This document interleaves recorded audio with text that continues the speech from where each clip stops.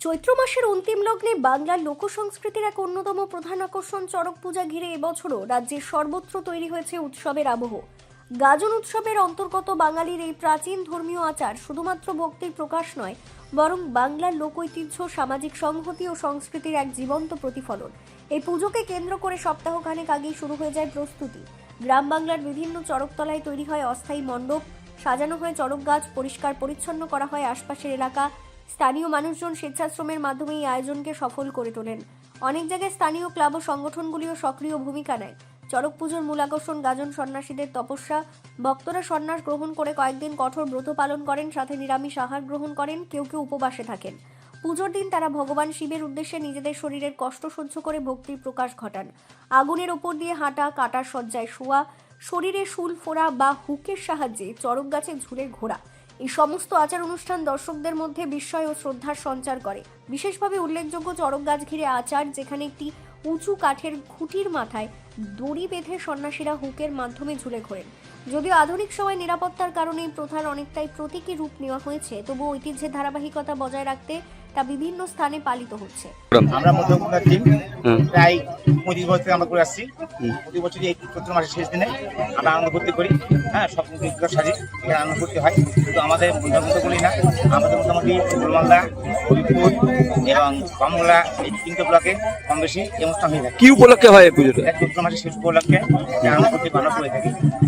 তাছাড়া একটা আমাদের ধর্মীয় একটা অনুষ্ঠান হয়, একেবারে শিব পূজা বা পাঠ ঠাকুর হয়, সেই উপলক্ষেই দেখা যায়। বছরের বাংলা বছরের শেষ উৎসব এটা। চড়ক উৎসব উপলক্ষে প্রতি বছরই এই উৎসবটা হয়ে থাকে আমাদের এখানে। এটা কত বছর ধরে হচ্ছে? এটা প্রায় 43 বছর। তাহলে শিব, দুর্গা, কালী যে যেমন সে পারে সেটা আছে, তাদের প্রত্যেকেরই পুরস্কারের ব্যবস্থা থাকে এখানে আমাদের এখানে।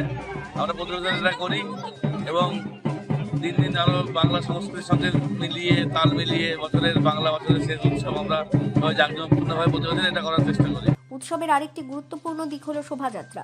রঙিন পোশাকে সজ্জিত গাজন সন্ন্যাসী, ঢাকঢোল, কাসর ঘণ্টা, লোকসঙ্গীত ও নৃত্যের মধ্য দিয়ে শোভাযাত্রা গ্রাম ও শহরের পথে পথে ঘুরে বেড়ায়। এই শোভাযাত্রা দেখতে ভিড় জমায় হাজার হাজার মানুষ। অনেক জায়গায় শোভাযাত্রায় স্থানীয় লোকশিল্পীরা অংশ নিয়ে পরিবেশন করেন বিভিন্ন লোকনৃত্য ও পালা গান। চড়ক পুজোকে কেন্দ্র করে বসে বিশাল মেলা। এই মেলায় পাওয়া যায় স্থানীয় হস্তশিল্প, মাটির জিনিস, খেলনা, পোশাক ও নানা রকম মুখরোচক খাবার। শিশুদের জন্য নাগরদোলা, বিভিন্ন বিনোদনের ব্যবস্থা থাকে। সন্ধে নামতেই আলোর রোশনাই, মাইকিং ও সাংস্কৃতিক অনুষ্ঠানে মুখরিত হয়ে ওঠে মেলা প্রাঙ্গণ। অনেক জায়গায় অনুষ্ঠিত হয় যাত্রাপালা, কীর্তন, বাউল গান ও নাট্য প্রদর্শনী, যা উৎসবের আনন্দকে আরো বাড়িয়ে তোলে।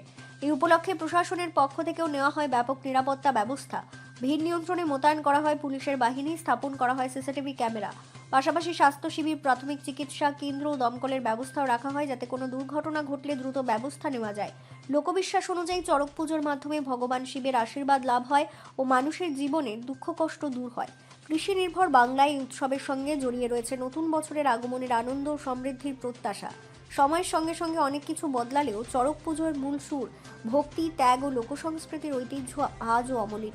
গ্রাম থেকে শহর সর্বত্র এই উৎসব এক অনন্য সামাজিক মিলন ক্ষেত্র তৈরি করে, যেখানে ধর্ম, সংস্কৃতি ও মানুষের আন্তরিক বন্ধন এক সূত্রে গাঁথা হয়।